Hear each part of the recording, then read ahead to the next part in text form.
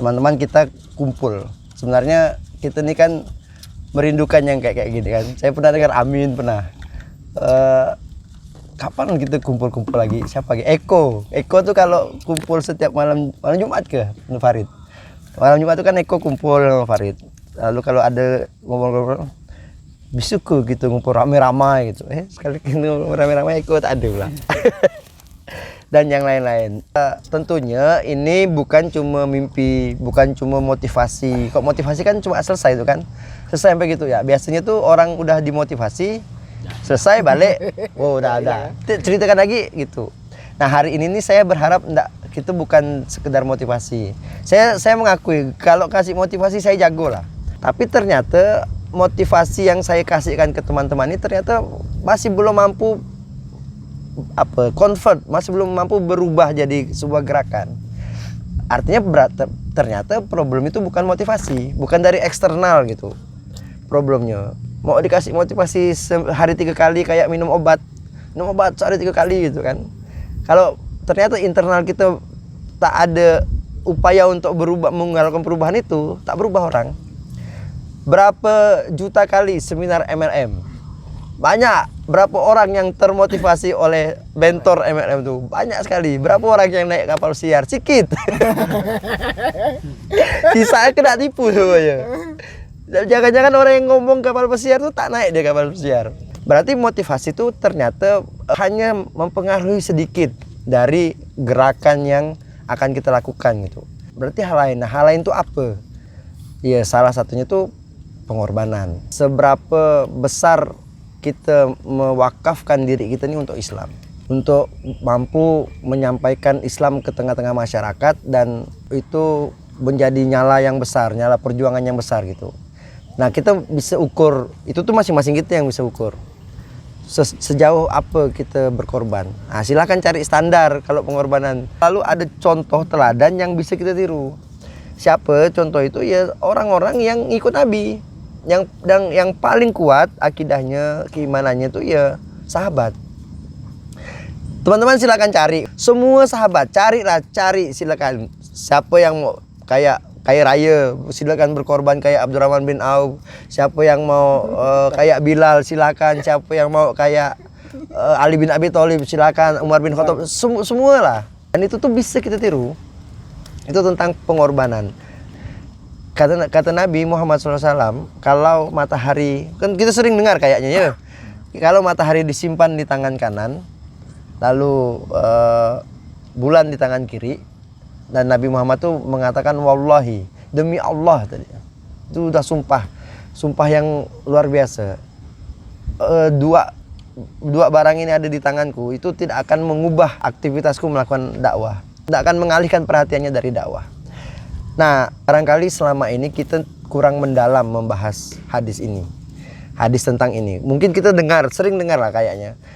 Kan wallahi kata Nabi, kalau matahari di tangan kanan, kalau matahari sampai di tanganku, itu tuh sesuatu yang tidak pernah terjadi, tidak mungkin terjadi.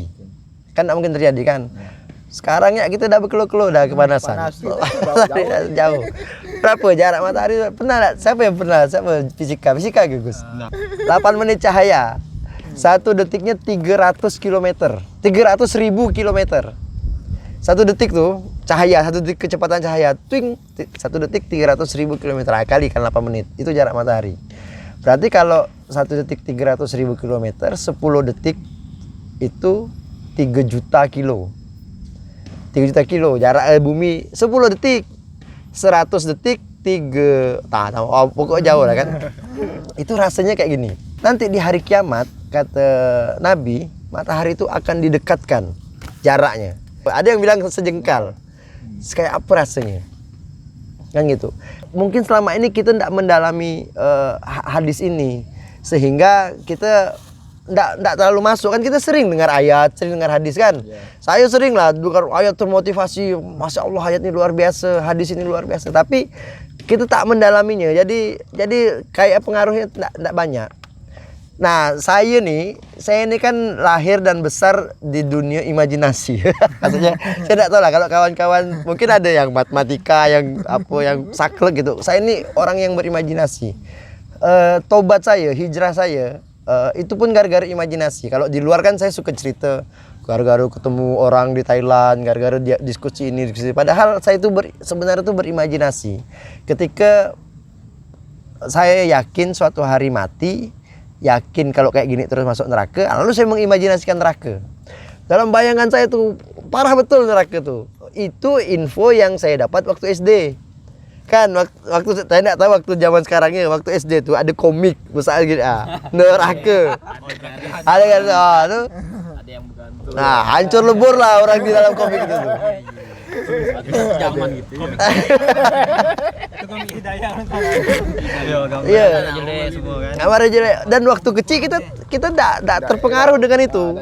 Enggak irau dengan itu tuh. Waktu kecil kita enggak irau dengan itu.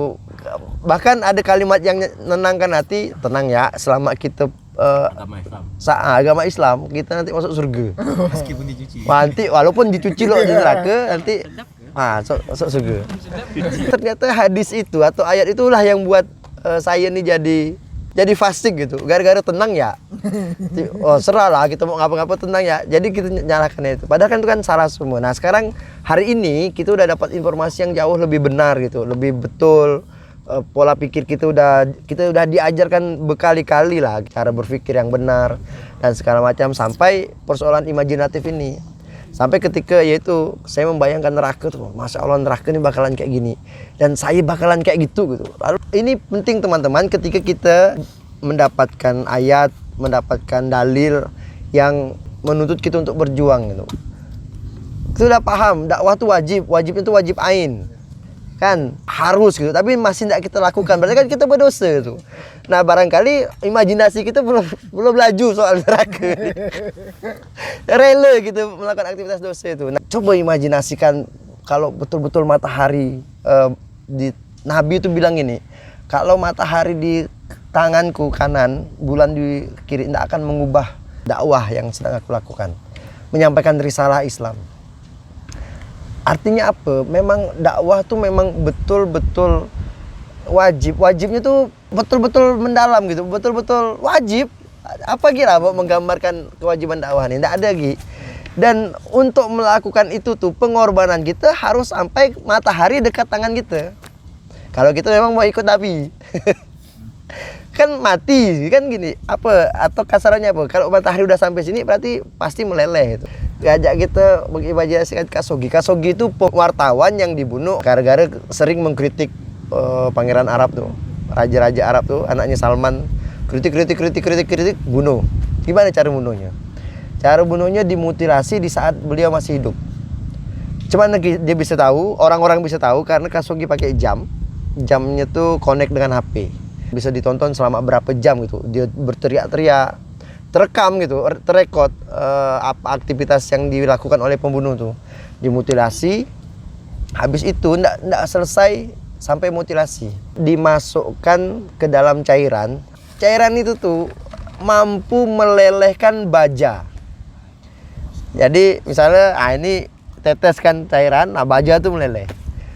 Tubuh si manusia ini nih dimasukkan dalam situ, meleleh.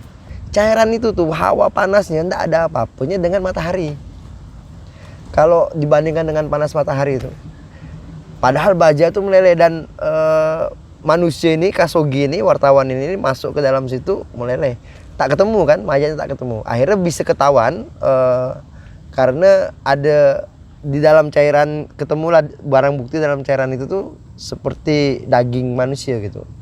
Tapi udah berbentuk cairan. Saking ingin menghilangkan jejak tuh. Kok cuma mutilasi kan mungkin masukkan laut bisa ketahuan kan. Nah, dimasukkan dalam cairan yang sangat panas itu untuk melumerkan baja. Nah, tapi ternyata hawa panas itu tuh tidak ada apa-apanya dengan hawa panas matahari.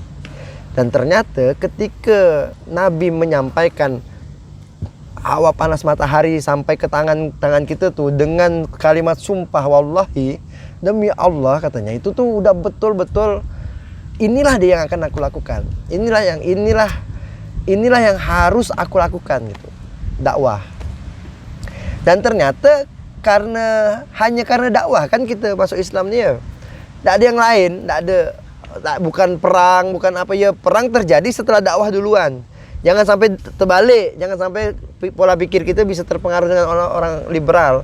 Islam tuh jago, Islam tuh tersebar luas karena perang gitu. Orang Arab tuh barbar, suka membunuh orang. Ya kan itu yang disebarkan, suka perang sana sini. Padahal kebalikannya, dakwah yang awal. Dakwah sampailah ke kita. Dan kita sudah dapat maklumat bahwa kewajiban dakwah inilah yang harus kita lakukan demi kehidupan Islam. Nah, kalau teman-teman imajinasinya pendek, ya ucapan hari ini pun selesai gitu. Nggak terlalu berefek. Tapi saya ingin mengajak, coba lakukan pengorbanan yang standar itu seperti Nabi. Standar pengorbanan kalau tidak bisa Nabi seperti para sahabat. Jadi pengorbanan itu bukan sekedar teori yang rencanakan. Oke, nanti dan tak pakai nanti. Nanti kalau udah kawin, kata Gus Sudandi, insyaallah saya akan berkorban untuk anak istri. Rupa udah kawin makin anu dia. Makin hilang ke sibuk dia. Taber. Nah, itu kan positifnya. Umar kan sekarang lagi di Mahat kan. Nanti kalau udah keluar dari Mahat, saya insyaallah lebih total. Keluar dari Mahat ada lagi aktif saya. Keluar lagi ada lagi. Sekarang kan berarti kalau saya sudah kaya. Pas kaya udah saya bisa lebih kaya lagi. Nah, tapi sekali lagi ya, standar pengorbanan tuh jangan manusia-manusia biasa yang jadikan standar, teman-teman. Jangan kayak saya pengen berkorban kayak Bang Pai, apa saya ini apa, tak ada saya berkorban. Kalau standar kita saya misalnya, woi Bang Pai itu mantap gini gitu. Ada apa-apanya. Saya ini masih jauh sekali, harus naikkan lagi. Jadi setidaknya kita punya standar tuh para sahabat. Silahkan teman-teman cari sahabat yang jadikan idola gitu. Kalau misalnya mengidolakan Mus'ab bin Umair, mampu menaklukkan satu kota, itu luar biasa tuh Mus'ab bin Umair tuh. Kalau pahala dakwah tuh ke beliau, seluruh orang Madinah itu yang dapat pahala itu didapat oleh Mus'ab bin Umair. Karena beliaulah yang buka kota Madinah. Jadi gara-gara Mus'ab bin Umair mendakwahkan Islam di sana kurang lebih setahun, kemudian menaklukkan salah satu kepala suku itu masuk Islam, lalu anak buahnya masuk Islam semua, masyarakat masuk Islam semua. Dan itu pahalanya masuk ke Mus'ab bin Umair. Oh, Mus'ab bin Umair belum ada apa-apanya dibanding Abu Bakar Siddiq. Silakan ikut Abu Bakar Siddiq. Abu Bakar Siddiq itu kata Nabi, kalau keimanan orang Islam seluruh dunia, mulai dari yang pernah hidup, yang sekarang hidup, yang nanti hidup, digabungkan jadi satu. Imanan tuh, ini imanan kita ini seluruh sampai nanti kiamat tuh digabungkan jadi satu akidah orang-orang tuh. Lalu digabungkan ditimbang dengan akidahnya Abu Bakar Siddiq.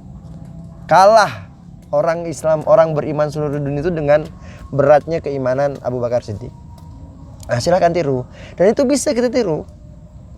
Untuk memompa semangat kita melakukan aktivitas dakwah. Nanti yang enggak tahu tuh, akhirnya kita cari tahu. Nah, akhirnya gara-gara kita mau berkorban, kayak saya dulu tuh, saya tak tahu fikih. Bodoh bale lah saya soal fikih ini kan, karena saya pengen all out di dalam dakwah ya, mau saya belajar fikih. Dikasih kontakan sama Ustadz Ipan. Nah, apa kontak tahu budak pesantren kan. Saya kontak budak anak muda lah, lebih muda dari kita semua. Sekarang mungkin seumuran dengan kita nih. Namanya Afif, mungkin pernah dengar. Afif nih penulis novel. Nyatanya dengan saya, novel pesantren. Saya bilang, saya mau belajar fikih dengan ente nih. Nah, ketemuan seminggu sekali. Dibacanya kitab Imam Syafi'i. Kitab Imam Syafi'i, fikih sholat. Dari fikih sholat tuh. Nanti ketemu lagi. Jadi seminggu sekali dia halakoh dengan Bang Ipan. Seminggu sekali dia ngajar saya fikih. Nah, dari situ saya tahu fikih-fikih dasar. Dan sampai sekarang hal-hal yang tidak tahu tuh selalu pengen saya cari tahu. Nah, kenapa ya? Karena pengorbanan ini. Dan ternyata yang sedang kita lakukan nih teman-teman, melanjutkan kehidupan Islam, yang kita lakukan ini adalah sesuatu yang derajatnya mulia seperti melebihi kemuliaan sahabat. Maksudnya gini, Nabi itu bilang, nanti di zaman nanti ada orang-orang yang berjuang dan tetap berpegang teguh di jalan Islam. Sahabat tuh bertanya, apakah kita nih? Oh, sahabat tuh bertanya, apakah kami ya Rasulullah? Bukan kalian. Karena kalau kalian tuh ketemu langsung denganku, kata Nabi. Kita berinteraksi sama-sama. Wajar kalau kita nih, kata Nabi, kira-kira ikut ajaran Islam karena Nabi langsung yang ngajarkan. Nah, tapi orang-orang ini nih tetap teguh dengan ketaatan, ketakwaan, memperjuangkan Islam, tapi tidak pernah ketemu denganku. Jadi orang-orang ini nih bersolawat Nabi, memuji-muji Nabi, memperjuangkan Nabi, padahal jaraknya tuh jauh dari Nabi. Nah, orang-orang yang seperti inilah yang dirindukan Nabi, melebihi sahabat. Nah, kalau bukan kita siapa? Sayang rasanya kalau bukan kita gitu. Kita harus jadi orang yang dirindukan Nabi yang seperti ini. Caranya gimana? Tak ada cara lain selain dakwah.